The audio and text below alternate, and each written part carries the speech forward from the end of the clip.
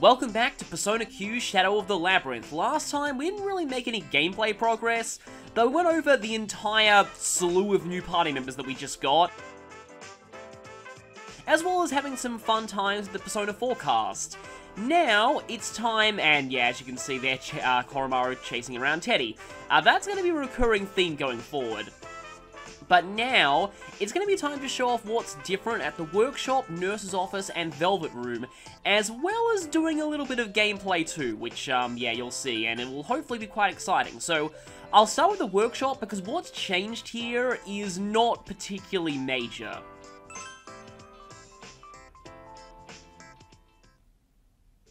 Oh. The only change is, we have new music here. Now, back when I first played this game, I hadn't played Persona 4, so I had no idea what this song was. I was just like, oh hey, they actually have a new song for the shop now. But this is the shop theme from Persona 4, or at least a remix of it. This is...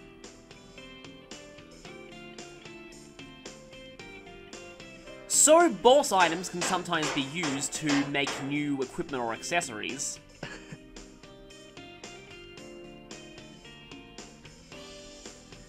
And the item isn't consumed either. So with that we can make Promise Bracer. Welcome. However, usually these accessories are very expensive. As you can see there, 18,000 yen.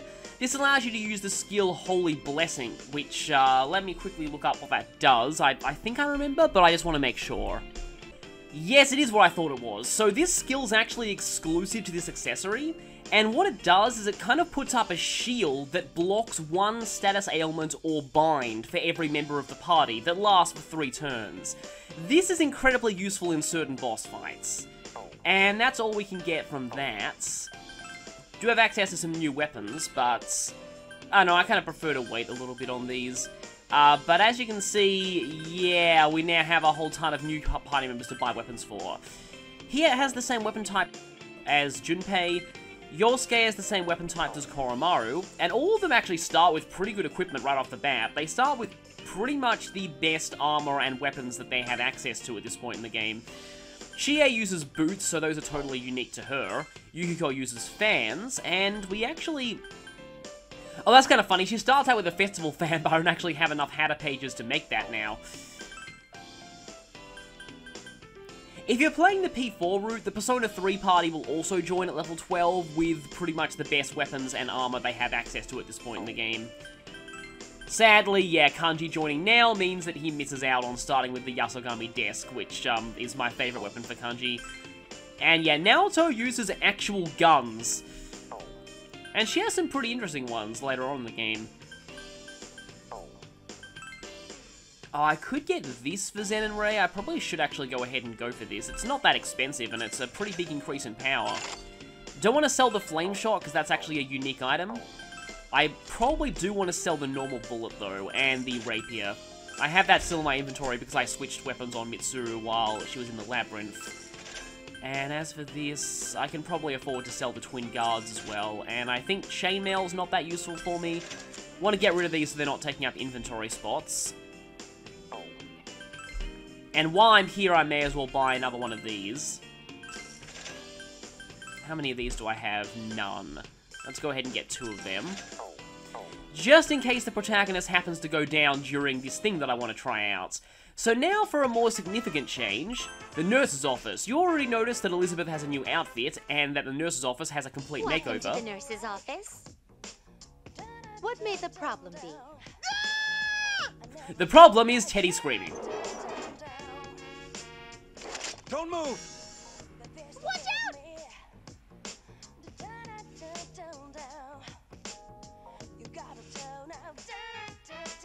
So Teddy does actually have some kinship with Rei in terms of his general predicament, but I can't really talk much about that because that's Persona 4 spoilers.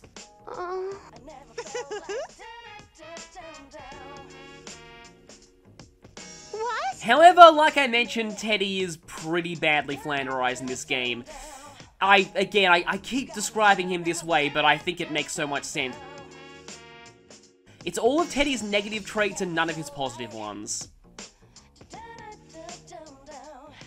Yeah, I think that it's probably not a good idea to ask Ray out in front of Zen.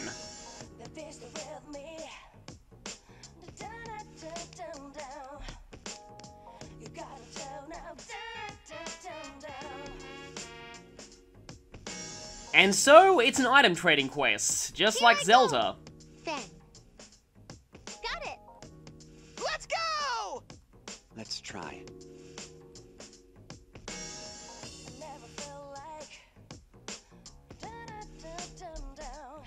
And so, it's time for Gary Stu to help out with, yeah, he probably doesn't want to do this because, he's helping Zen, with Ray, but I see. it is useful for more experience and money. So yes, this is actually a side quest, and this is actually a pretty unique side quest.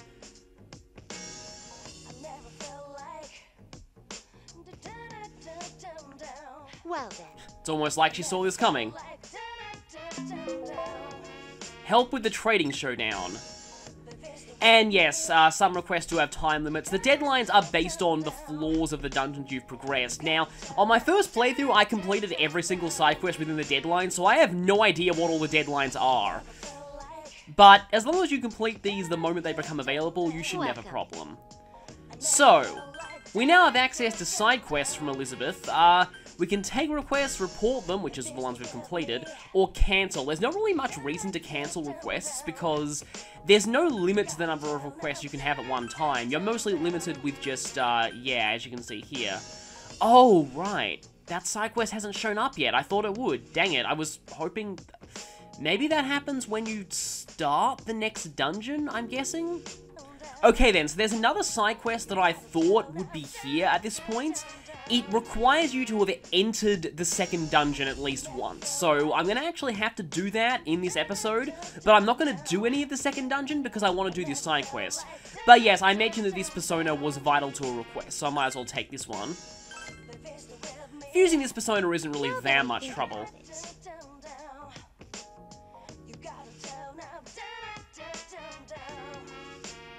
Well then.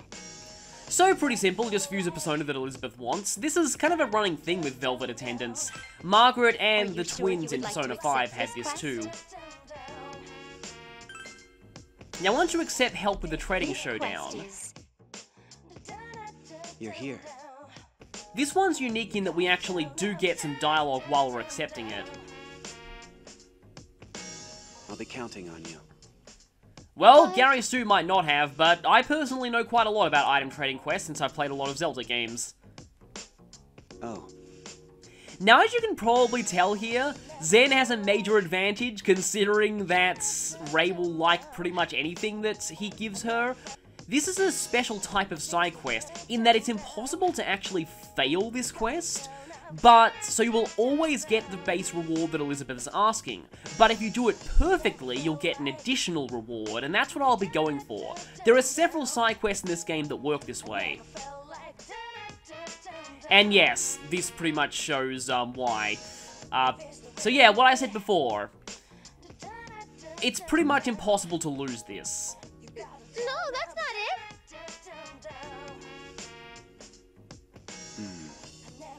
Stupid idiot! This quest will have a time limit. I'll see you later. So this one has a stroll associated with it. Please come again. Only fitting to let Elizabeth's voice clips play for the first time where we're actually seeing Elizabeth's room, quote-unquote. So yeah, we can view our requests on the system screen, helpful if you've lost track of them. So now we have access to this, which will start that quest, and if you want to get the perfect reward, I'd recommend saving before you start it. But before that, I want to go into the Velvet Room just to show how that's changed. Welcome to the Velvet Room. And hi there, Margaret. You are not as cool as Elizabeth, in my opinion. So, yeah, that's kind of a shame. Firstly, though, I want to show that Marie is now handling Street Pass books. I already explained how this works. But there's McCoy. Let's say that I want to change the persona on that. So let's switch the attached persona to... I kind of want to do Chimera. It's a pretty useful navigator persona, so I'm going to switch over to this. And now that I've changed that... And yes, I am hiding my hero name so that no one will know that Gary Stu has taken over this universe. So if we check the book here... Oh, that's cool. You can actually see all of our character levels. And our max level, personas registered. Yeah, those are some pretty cool. Wow, 335 enemies defeated already. I'm guessing most of those are from grinding. And wow, that much money obtained? Yeah, there's a lot of cool things that are attached to these. So, here is the Chimera QR code if you want this one. And yeah, if we ask about this, we'll have Marie here now. That's really the only change to this. But Fusion has changed a bit. We now have access to triangle spreads, so we can fuse 3 personas and get another Incubus. Or Jack Frost, who we can't get at this point in the game. Or several personas that we can't get at this point in the game. So now that we have access to the triangle spread, if we do Fusion search, we'll probably have a lot more options. But I don't exactly want to make you with a triangle spread. Let's see, is there any way that I can do this with minimal cost to myself? But I actually think this is the best combination. I'm sorry, Yatagarasu is good, and I do want Lethargy Circle, though. How much are you going to cost to get out of the compendium? Only a little bit more than what I currently have. And Incubus costs a little bit more, too. I suppose I can do this, and then I'll buy back... I need to remind myself to buy back Yatagarasu later.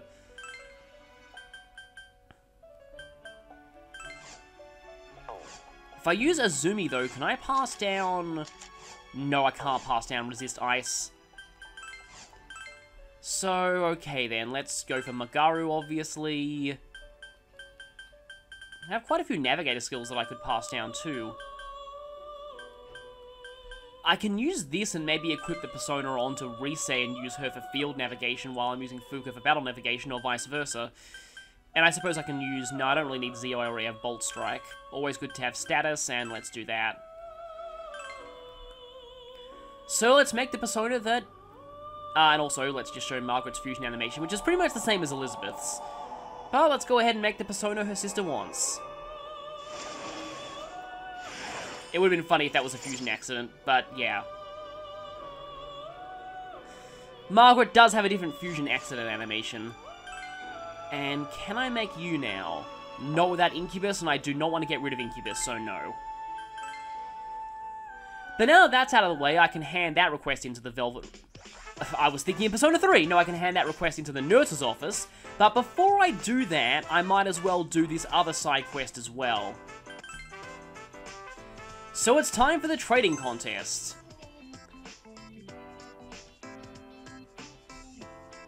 You're here.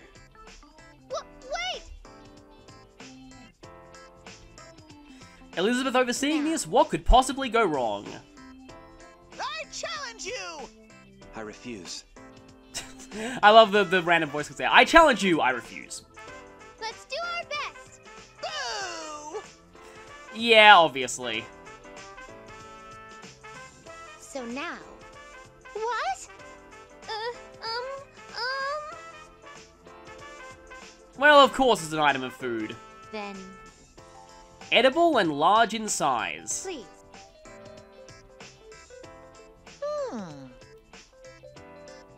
So this is interesting. This is an actual Japanese folktale about someone, I think, who started with straw and ended up as a millionaire by trading it for various things. And I'm pretty sure that's what all the item trading quests in the Zelda games are based off of, that same legend. And looking this up, I actually found out that something very similar happened in real life at one point. Someone wrote a book about it. It's called The Red Paperclip Story. Someone started out with a red paperclip and via a ton of trades ended up getting a house.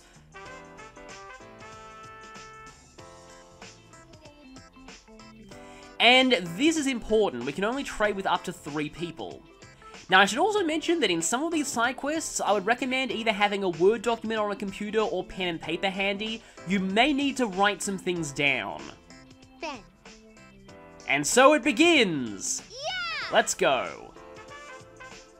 I've got something on my radar. So obviously, if we're looking for food, the best shot is the food court. Yeah. Though our dialogue choices don't really matter yet.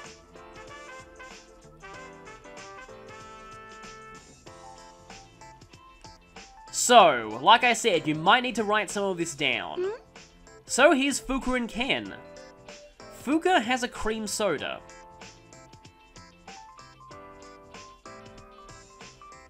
But Fuka wants something salty. But... Hmm? But... Yeah... Nah, unfortunately, Fuka's still pretty shy and nervous sometimes. Hi. Ken has a cup of coffee. Actually, wait a second, can I try something here?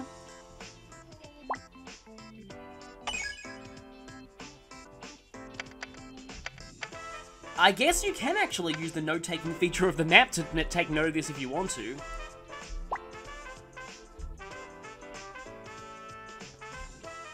And yeah, Ken, in his whole obsession with being seen as more mature, he likes drinking coffee.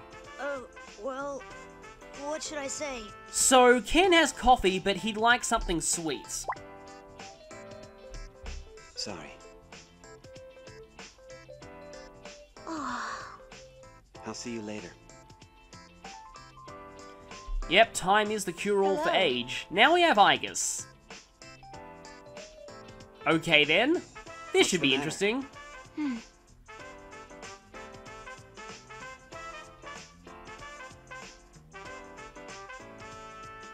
So, Igus has takoyaki, and she wants chopsticks. That sounds useful to us. I see. I love some of the, like, I don't know, internal monologues in some of these events. You leave Igus to wallow in her own destruction. I think there's another good one coming up. And then there's Junpei. He has ramen and some ice cream. Yeah! You know what? But Junpei also wants chopsticks, so we have two options for who to trade with. Igus, who has the takoyaki, and Junpei, who has the ice cream. And the ramen. I see.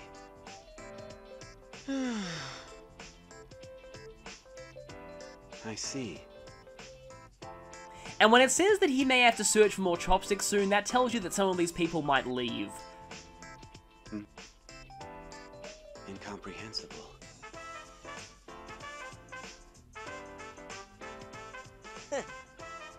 So, this obviously looks like something Ray would want. Hey!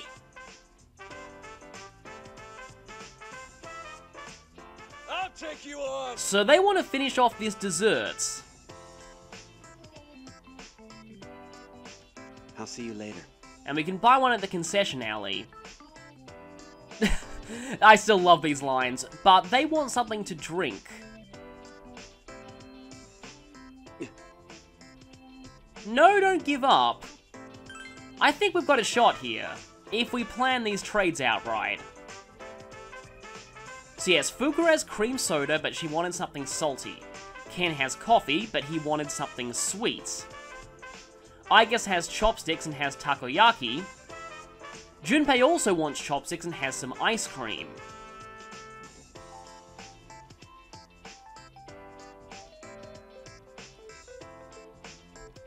So I think we do have a way here. I see. I want to do this off my memory to see if I've got this right.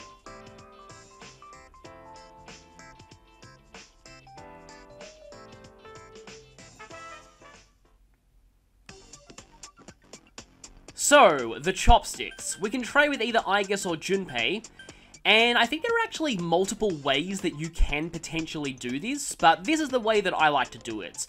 Junpei would give us ice cream, which would be something sweet for Ken, who would give us coffee, and Yosuke and Kanji wanted something to drink. That's the way that I'm going to take this on. I'll be off.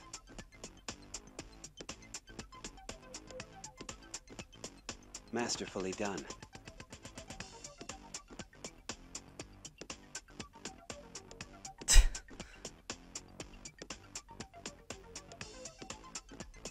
And yes, since we already traded the chopsticks, we can't trade with Igus anymore.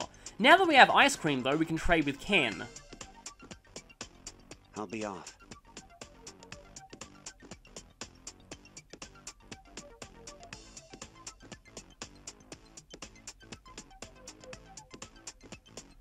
What is this? Maybe the caffeine in it is too much. But that caffeine rush would be the perfect thing Yosuke and Kanji need to get through the ice cream. So let's trade with those two. I'll be off.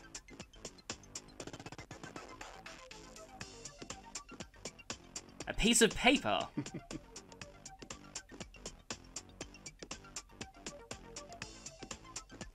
And the prize was exactly what we needed, a coupon for another jumbo parfait.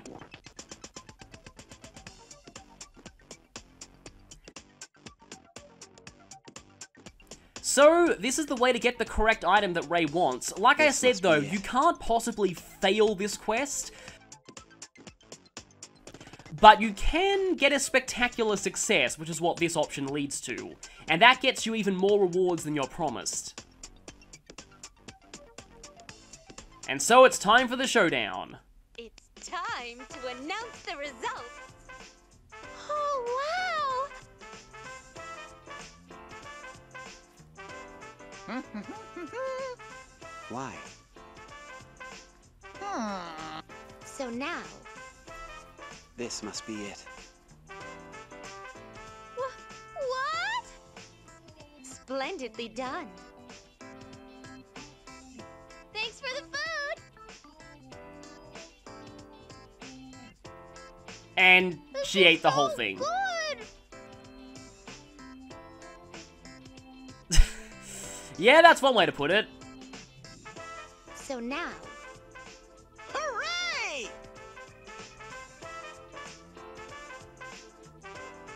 What? Well, we might be in trouble if it's that big. This. Oh?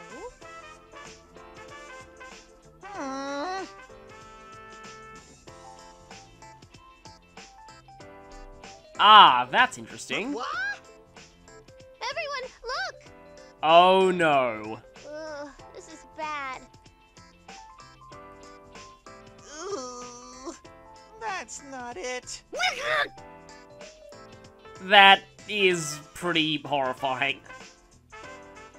But So, because Teddy cheats regardless of what you do, you can't possibly lose this. Ugh, this tastes really bad! oh, wowza! Wow, Teddy has the tables turned on him. Now someone else is saying this tastes awful to him. That's a I Persona 4 reference, by the way. So now... Well done! Congratulations. I wouldn't have expected any less. You kept Ray from Teddy's grasp, that's a good line. I'm sorry. That makes me so happy! Oh, But I guess Teddy gets something out of this after all. A job well done. And that's the end of the trading showdown. So yes, once you fulfilled a request, you can go ahead and report it. I guess I might as well report my 2 requests now, because I will have to save before the next thing that I want to do.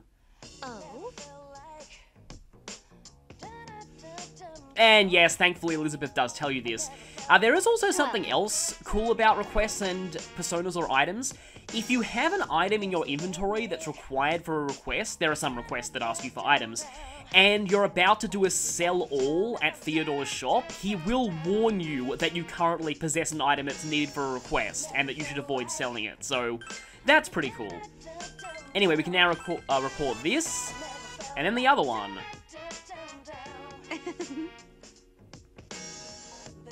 A Master Fusionist, that's a good title.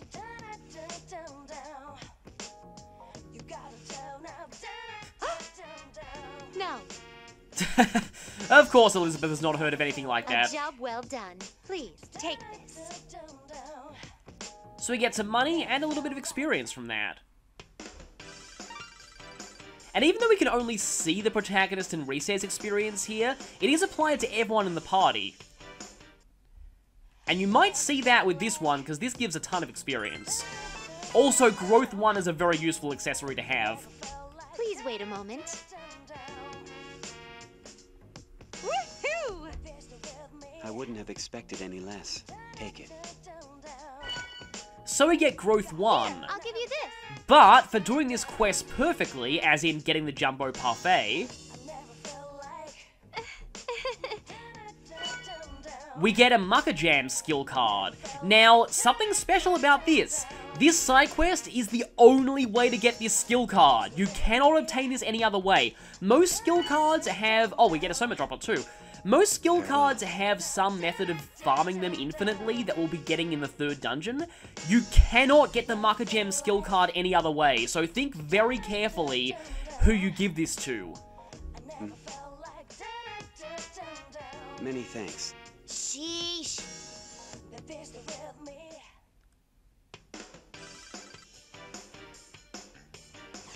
leveled up! And I will continue to grow with you. No, that's only fitting that they level up out of that. So, if we go and check our party, some other people might have actually leveled up from that. You'll only see the effects of a level up from a request if someone learns a skill out of it. Yeah, see, Yukari's level 12 now, as is Igus and Shinjiro. So, yeah, most of us are actually pretty decently caught up to the Persona 4 party. And in fact, speaking of which, I'm going to go ahead and set my party for the battles that I want to try and do in the rest of this part. And that'll mostly consist of the characters who are still level 11. At least those that I can still fit in the party who are still level 11. I suppose you and... Which one of you needs more experience? Koromaru. I'll put Koromaru in. And then I might give Ken that Growth 1. So, to talk about the Growth 1 thing for a second... Growth 1 gives you 25% of any experience that's gained in battle while you're not in the party. If you are in the party, you get 25% more experience. So, I kind of wish there was some form of leaked experience in this game, as in the rest of your party gaining experience while, they're on the bench, because that would have really helped given the sheer number of characters there are, but the growth accessories kind of compensate for that to a very, very small extent, and I suppose if Ken's not using the 4-leaf clover, Koromaru can. And okay then, I'm actually going to go ahead and set some personas right now. I'll keep you with Incubus for now. Koromaru's has high speed, so you'll be a good fit for something that has debuffs maybe, like you. Mitsuru will take Oberon due to resist fire, even though that won't actually be relevant here. And I guess you can take Nada Taishi. And Akihiko can take, I guess McCoy. And Rise as Chimera. That's good. So, what I'm going to actually do now is, I'm going to go to the next labyrinth. I'll have to show the opening cutscene when we discover the labyrinth, but I'm not actually going to do any of the labyrinth yet, because there's another side quest I want to take care of first.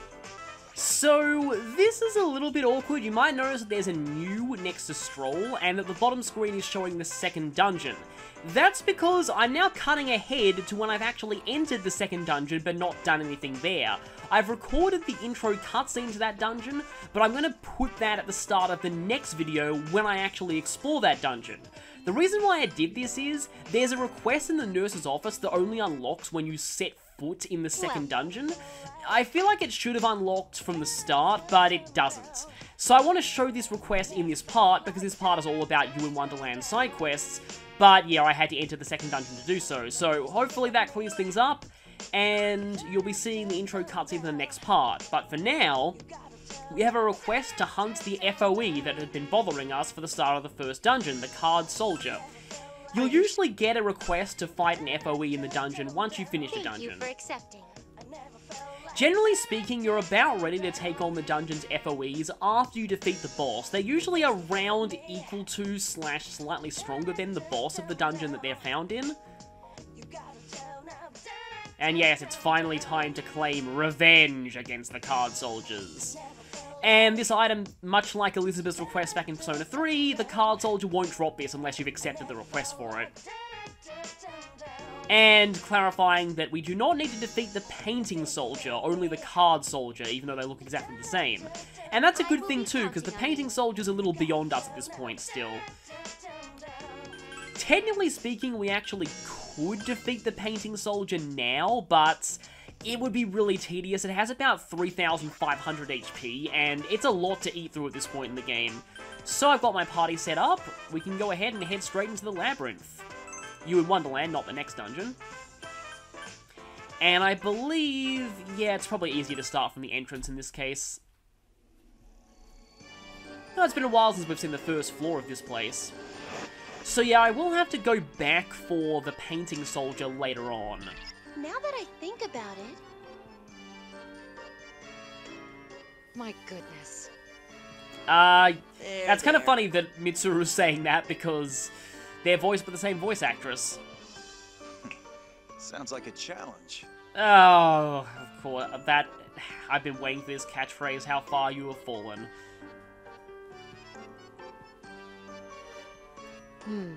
Very good. And I like how they clarify this, because like I said, we're not exactly ready for that just yet. I will come back for that one. Again, technically speaking, I could fight it now, but we only do about 100 damage per turn maximum, and that's with debuffing and buffing ourselves. And that thing has 3,500 HP. It would take a really, really, really long time. So I feel like it'd just be better if, we actually will need to come back to You in Wonderland later on for another, battle side quest. Crap. There's an F.O.E. over there! Actually, I don't think it's quite as much of an oh crap as you would think. Except this one's not in exactly the right position for me to get a preemptive on it. You know what, maybe I can try and go for the other one. So something that I have mentioned about F.O.Es is because they are enemies that you can see on the map, which is kind of what their name literally is in Japanese. You can get a guaranteed preemptive strike on them by running into them when their back is turned to you. There's 2 of them, but you shouldn't even break a sweat. Give me some good orders! And gone. Yeah, Navigator's had different lines if enemies are weak compared to you or strong compared to you. That actually caused problems for one of the trophies in Persona 4 Golden, because if you overleveled too much, you'd actually miss out on a lot of Rise's "this enemy is too strong for you" lines. And you'd miss out on a few of her medium, like average strength lines Battle too. always gets me pumped. Again with this. Take them seriously. Well, got to hear a bit of a unique Akiko and Mitsuru conversation there. Looks like we have an F.O.E. on our hands. Okay, can we get an attack on this one? Not quite. Okay, I'm sure there is actually some place where you can get a preemptive, but for now, I mean, I could actually just abuse turns on random enemies until the F.O.E. moves in a position where I can get a preemptive, but I think let's just straight up fight it. I've stalled for too long. And so it's time for awesome music. F.O.E. Hurry up and run! I'd like to vote for running away. Well, I'd like to vote for actually fighting it, because we can now. So against this thing, I guess I'll show its stats. I'm going to be treating these as sort of boss fights. It has slightly more HP than the first boss, but its attacks aren't really all that effective. And as you saw at the very beginning of the game when I was showing how F.O.Es work, I could go for either, like, I've got a lot of things that I could potentially use here, but let's go for Scarecrow first. Let's go for an attack buff. Not sure if your luck is good enough to really make decent use of that. I guess I can Tarokaja my main attackers here. It's not really that much for Koromaru to do here, other than I guess set up Rakuunda. But yeah, it does like to skip its turns as well.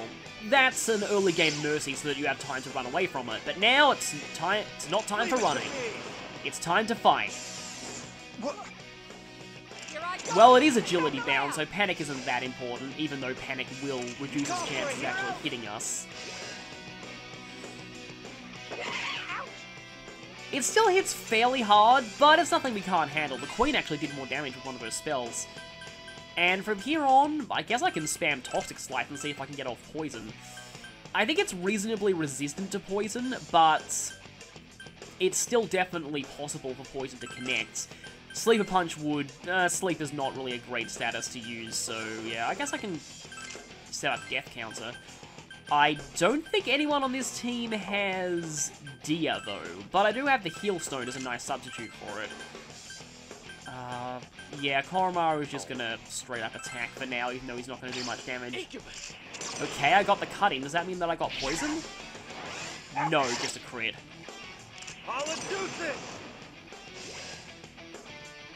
I'll support you. Well, thankfully you're faster than Junpei. You Though a lot of people are. Oh, you didn't go for the road that Akihiko could death counter. Yeah, death counter is a little bit of a gamble sometimes. Evil Touch is probably not that great, especially compared to the brokenness that is Poison in this game. Oh, you have Dia. Maybe I shouldn't have attack buffed you. I guess you can go for Zio. And you just go for Fufu just because. Got to pay attention on when this thing gets unbinded as well. That's a sentence, and yeah, I probably should have given Koromaru a better weapon. But oh well. As you can see though, this thing really isn't that bad with our levels at this point, and a valid strategy is to fight this before fighting the Queen of Hearts, both for experience and for another reward that you'll soon be seeing, hopefully. Still not going for Akihiko's Row. Yeah, see, it's lost a little bit of health, but it's also lost its bind, so let's go ahead and put that on. Scarecrow. Kind of prefer that a bit more than Disarm, because I actually want it to be attacking me thanks to... Okay, our buffs are kind of running out. I should probably start reapplying them. But yeah, thanks to Death Counter. So at this point, it's mostly just rinse and repeat. Getting decently lucky with these binds, though, which is good.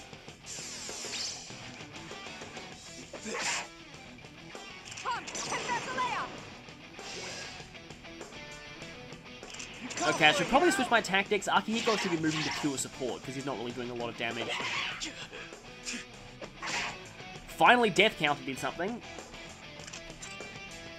Okay, I need to, like I said, put Akihiko on pure support. So he's going to go ahead and Dia. And Mitsuru's going to go ahead... Actually, no, wait, no. Mitsuru's going to...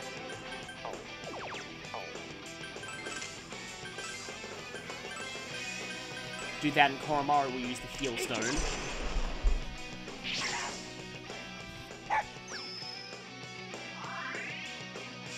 Time to make my move.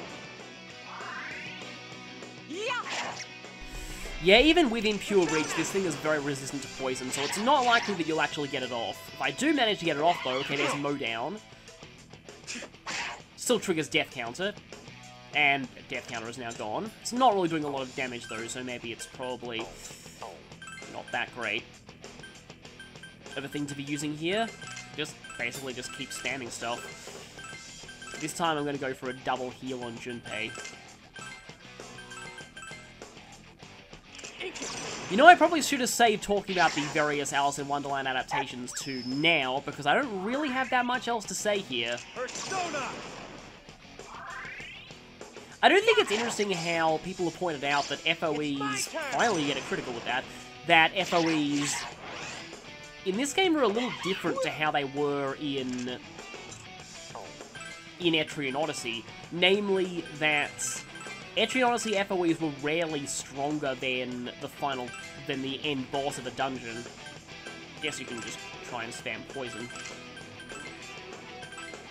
But I guess they did it here just to introduce players who have not played an Etrian Odyssey game before, just how dangerous F.O.Es are, and that you really want to avoid them. And for that reason, it's also notable that this F.O.E... Finally, there's Poison. I'm okay with using Poison here, because this fight's mostly just a really slow battle of doing the exact same things over and over again, but that doesn't mean I think he just wasted his turn.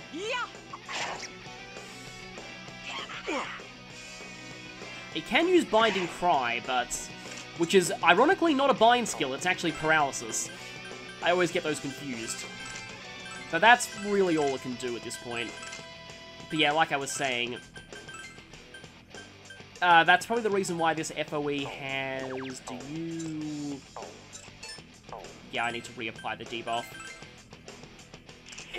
While this F.O.E. has the highest stats of any F.O.E. relative to the enemies in the area it's in, and it's probably because it has to compete, quote-unquote, with Cowardly Myers and other enemies that have non-existent stats, but, like, yeah, it's got so much more health and stats than the Cowardly Mire, it's just insane. But yeah, this will not be the last we're seeing of you in Wonderland. We will be coming back here a bit later, and Poison's gone, so I'm going to have to try and reapply that, even though it's going to take a lot of luck to do so. Probably should have given Akihiko a better physical persona, but anyway.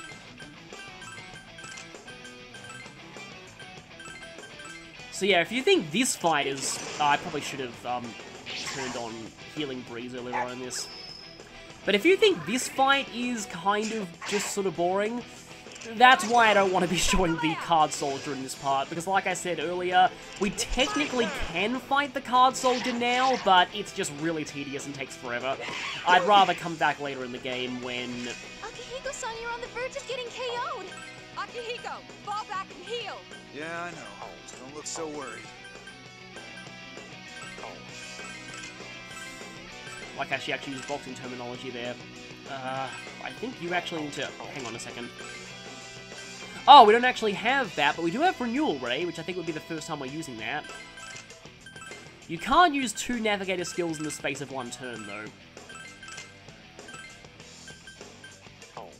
I suppose I'll just Healing Stone you.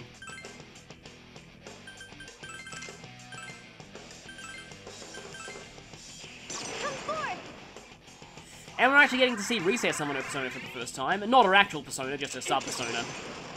Because we haven't really seen much decent use of like many moments where we could really use Spotlight in this fight. Because again, we're mostly just monotonously doing the same thing over and over. With the occasional Bufu from Mitsuru for a little bit more damage. I guess we get to hear this song, which is pretty great. Though the F.O.E. theme from Q2 is great too.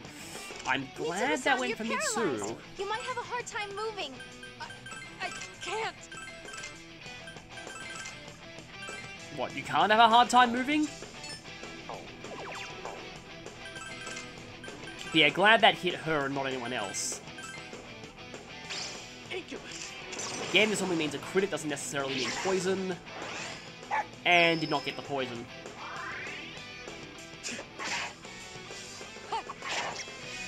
So they did do a decent job of making certain powerful F.O.Es resistant to things like poison.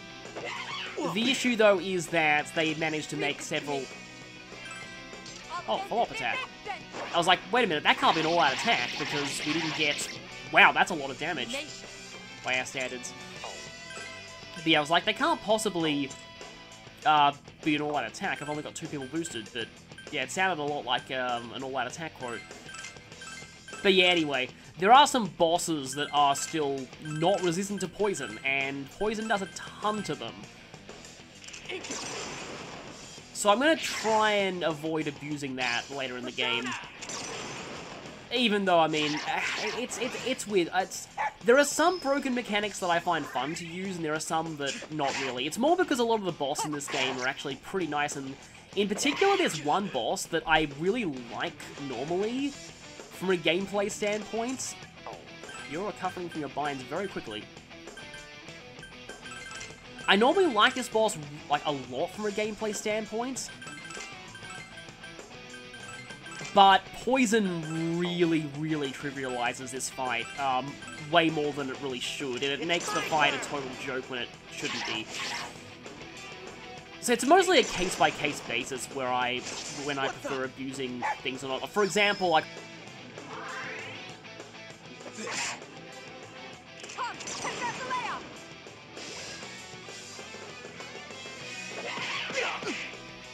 Like, I never, ever use Armageddon on late-game bosses in Persona 3 outside of just a joke that I record as, like, bonus footage for the end of a part. Okay, we're all taking some pretty solid damage, however, I can just Renewal Ray. Mowdown does hurt quite a lot if you don't have Agility Bind up, and thus are more vulnerable to getting hit from it.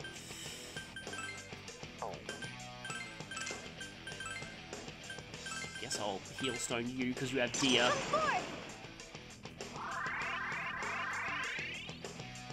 I forget if that's a fixed healing skill or if that's a percentage. What the?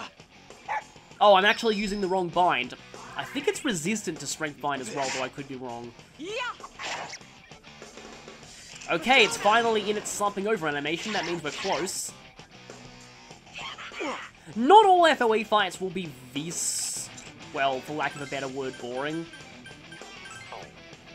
Scarecrow, there it is. That's the one I'm supposed to be using. I guess Mitsuru can use some Bufus now. I guess Koromaru can start using some Argies now that we're getting close. I sort of wanted to save his SP earlier on. But we're almost done with this thing. Again, sorry that I don't really have a lot to say about this, but at least you get to hear the awesome FOE battle theme.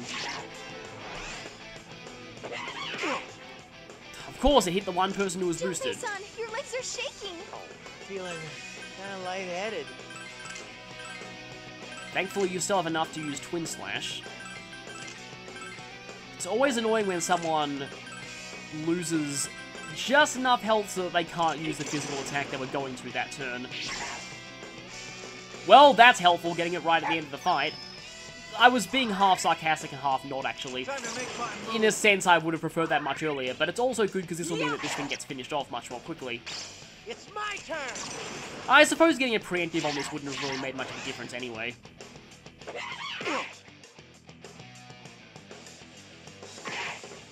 Again, you hit the one person who's boosted. Oh, damn it. Looks like my fists are all I got now.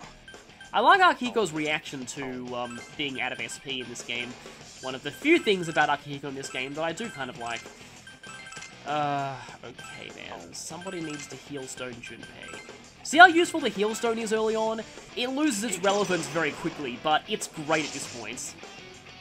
Eventually, though, it just ends up being put in the, that's a convoy. It's pretty much a convoy, or just sold, because it's 50 HP is nothing later in the game, but here it's decent. It is starting to lose a little bit of its usefulness, though. Seems like this thing does spam mow down a lot more, and I had a feeling that would kill it when it's on low HP. But anyway, here's one of the benefits to defeating FOEs. Beating an FOE gives you a Persona card of a much higher level than the other Personas in that dungeon. So yeah, we've got a level 18 Persona now. So some people like to get one of these before fighting the Queen of Hearts. Yeah, it's not even worth that much experience. But we have defeated a card soldier. Oh. And so Mitsuru's just bringing up something that's kind of obvious. Sometimes it's nice to return to places you've explored before and do things that you couldn't then. You. Sup? Thanks. Yeah, Kanji's not going to pay attention to much that isn't about, Leader, aren't you almost out of energy? sewing. You've got to be careful. I think I can afford to just leave the floor instead of wasting a Goho M. You can handle this, no problem. Give me some good orders.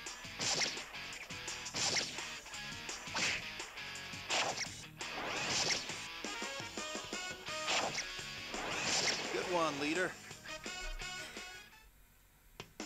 Wow, I got a Persona out of that, and I just won that entirely by rushing. Well, a decent Persona out of that, too. I guess I'll keep you for now. Great job. Do your best next time, And, too. yeah, that's worth, like, nothing. Huh, actually, can I check something? Is this a preemptive? Probably not, because it's facing sideways. Run! Yup, that is a Try to fight preemptive. this one. Evacuate. The risk is too high. However, yeah, I don't need to fight a second one. So now we've defeated that FOE, we can report it into Elizabeth's room, as I guess I'll be calling this place from now on.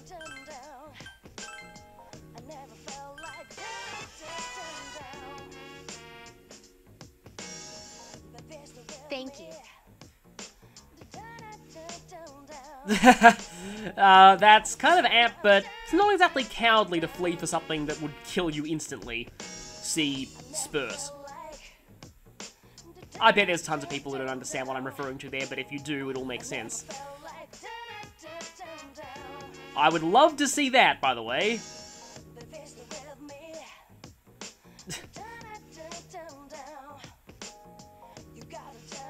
This will be your reward. Medical kit heals an entire row, and we also get 1,000 experience points out of that. Every bit of experience adds up. So Mitsuru learns Tentarafu. It's not really the best on her, because her luck is not amazing. Yukiko's a little better at that. And it seems like no one else learned anything from that. Well, while we're here, I guess we can heal. And actually, do we have enough money to... Before we do anything, though, some of the items that FOEs drop can actually be used at Theodore's workshop. This is Well, the white rose is not one of them. This is something that's relevant to making an item that we'll not be able to make until much, much later in the game. And I do mean much, much later. So yeah, Theodore needs a few other things to combine with that, but the ripped card actually does do something, I believe. But I think it needs to be combined with something else. Okay, we can make chainmail now. But if we look at this... Yeah, so we need one ripped card and one snake skin to make a sword that has an agility bind effect built into it, which is really nice. I really like the status element causing weapons in this game. Snake skin, though, is a bit of an awkward item to get. It comes from the second dungeon, but I believe it's a conditional drop, and we'll be getting a side quest that pretty much teaches us how to do... Pretty much teaches us how conditional drops work later. Okay, I do have enough money to withdraw Yuxini from this. So let's go ahead and do that. And out of what I have now... You know what? This is a pretty good Nata Taishi. How about I make a QR code for this? Which I believe will mean that I have 2 QR codes showing in the same episode. I'm recording this later than I recorded the other part of this part, if that makes sense. So here's the Nata Taishi QR code for those who want it.